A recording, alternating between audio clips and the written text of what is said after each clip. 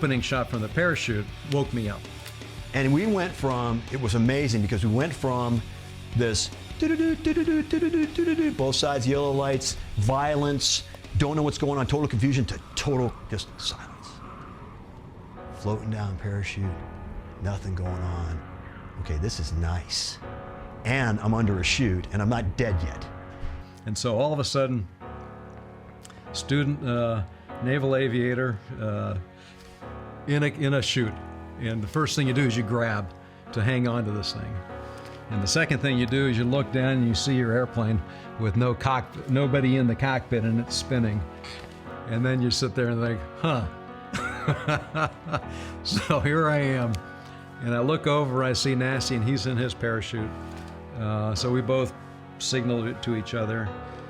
And in the recovery procedures, you remember the acronym IROK.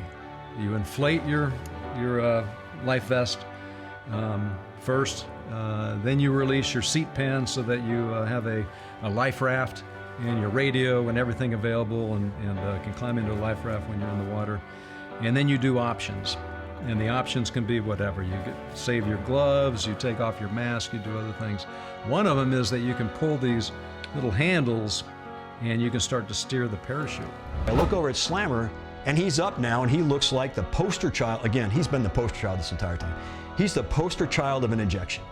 He is hanging on to his risers. He is in a perfect position. He's up, he looks like this god over there. I want to go over there and face Sam. He does the same thing. The other thing about the 4-line release, when you release that thing, is the parachute picks up about a couple of knots of forward velocity. So, here we come. And so when I get to the point where I start steering, I look across the way and he starts steering as well. And the only time I was ever terrified during this entire event was when both of our parachutes started to aim toward each other. And as I'm turning left, the parachute's turning left, and now we're coming right at each other.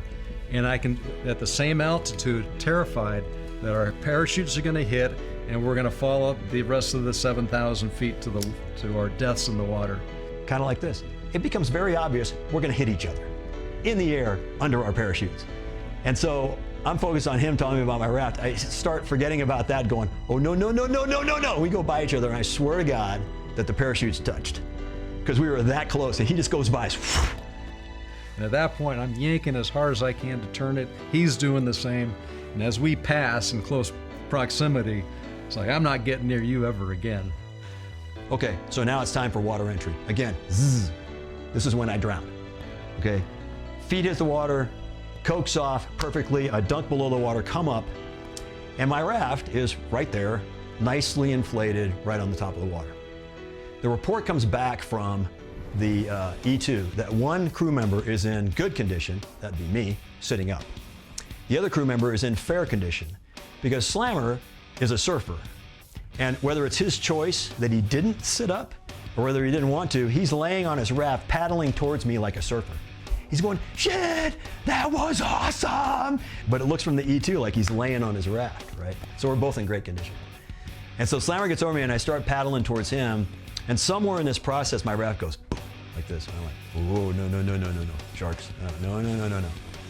And so I start to swim towards Slammer and I go, oh no, sharks, I'm gonna keep my arms in. They can bite him. And so we get over there and we get together and we hook up like the Addams family, you know, so we're sitting like this in the thing, we're tied together and we're going up and down on these 4-foot swells. Very calm, kind of just going like this. We go up on the swell and there is this gigantic frickin' fish right on top of the wave, right over here. It has this big nose, it has a fin, it has a long back, it has another fin like this. And I see this facing my direction, Slammer's facing that way, and we go down in the trough. I go, go, Sam, there's this come back up on the thing. It's the airplane. The white water was, whoosh, it had landed flat. It was all the air bubbles. The reserve buoyancy, it had come up. Nose, windscreen, no canopy, tails. The next iteration, it had sunk below the water, and so it had gone away. But that thing scared the crap out of me. I thought it was some big shark. Then, 2 helicopters show up, out of the blue. We get rescued and live to tell another story. Slimer's wife, Beth, didn't talk to me for a decade. A decade. Used to see him on the beach at Del Mar. We got on the same beach. She would not talk to me. Started talking to me and said, "Hey, you didn't kill my husband, so I like you again."